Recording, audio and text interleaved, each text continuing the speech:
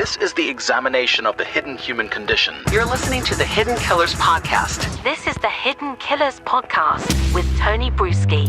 We're talking with psychotherapist and author Shavaun Scott right now. She's author of the book, The Minds of Mass Killers, Understanding and Interrupting the Pathway to Violence. And this is certainly an individual that, had he been interrupted, there would have been more lives saved. But here we are, almost 12, 13 years since the initial 2010 murders took place in Long Island. We are, of course, talking about the man that is accused now of being the Long Island serial killer from Gilgo Beach.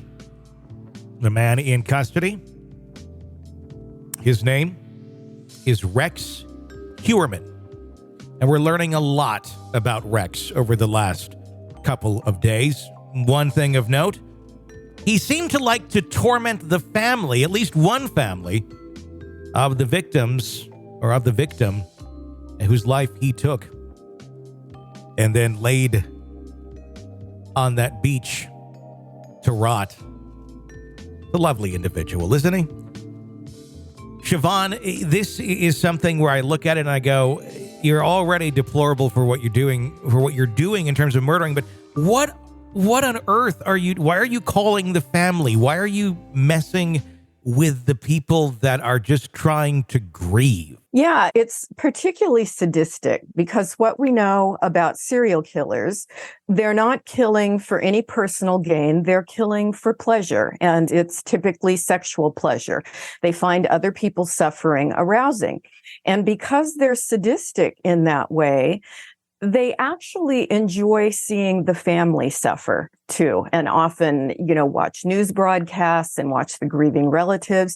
This guy took it a step further. How bold was that? Taking the chance of actually using the phone and calling the sister. And apparently he called at least 4 or 5 times and said things, that were really disturbing and awful because he was taking pleasure from her emotional upset. So it's another evidence of how different these people are and how normal they can appear on the outside. Because, of course, other people, he wasn't always well liked.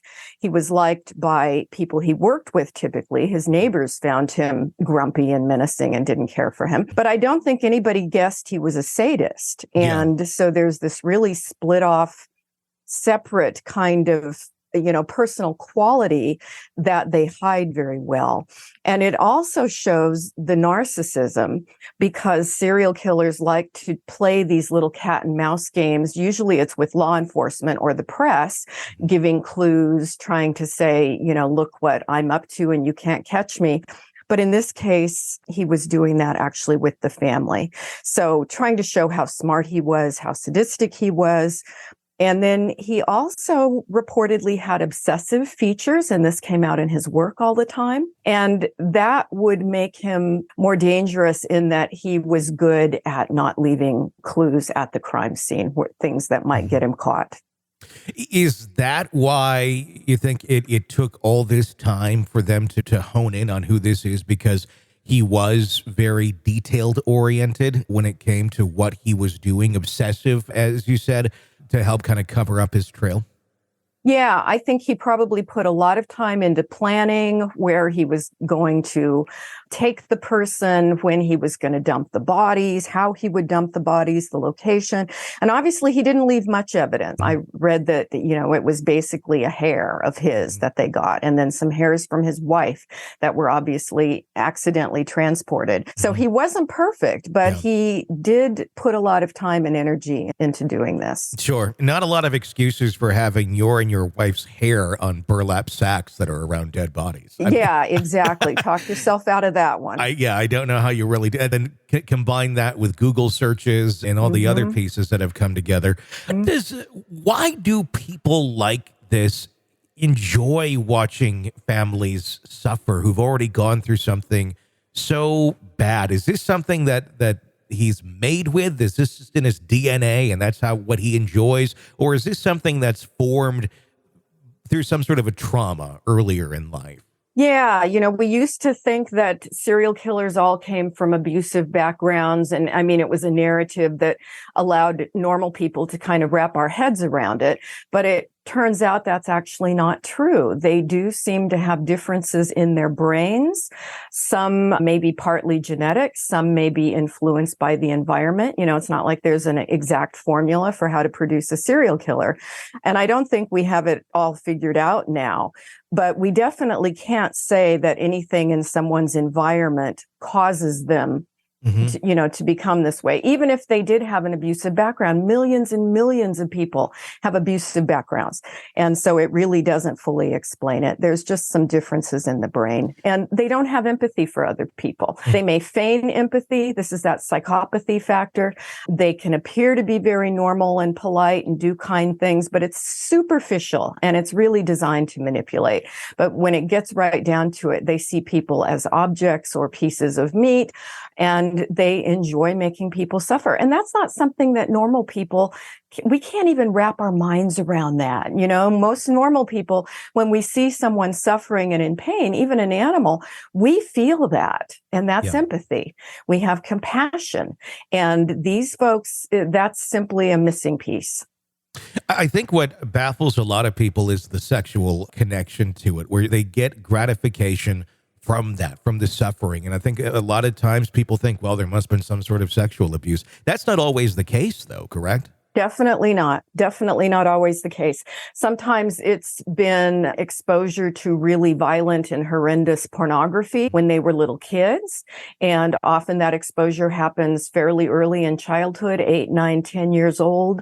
Some of the serial killers mention sadistic kinds of horror movies. I won't mention the names because people don't necessarily need to go out and expose themselves to that. But sometimes it's been popular movies where this was a theme of sexual violence. And if they masturbated to this as little kids over and over repeatedly, they sort of changed the wiring in their brain. Sure. That's a weird one. Yeah. I mean, just thinking that when I was a kid, it's like we didn't have any, like, you got to go find like your dad's Playboy or something. Right. And it's like, oh, okay, that's, fairly, I guess, normal of most, young boys' experiences in the 80s. But I don't even like see something horrible in these horrible horror type movies and go, yeah, that's the material for me. That's good. Exactly. What? Where does that come from? And I think a normal response, we find those things disturbing and repulsive, but there are subsets of people who have different responses to it and are attracted to it or find it really cool. And then there's this really small group that find it sexually arousing. Yeah. So you've got this combination of there's some brain differences, and then you've got some environmental influences. And when it all comes together in this very awful, perfect storm, you get someone like this. We haven't heard anything from his family yet. He has a wife, he has a child and a stepchild. His attorney tried to paint a picture of he's a good family man, a good husband, a good stepfather.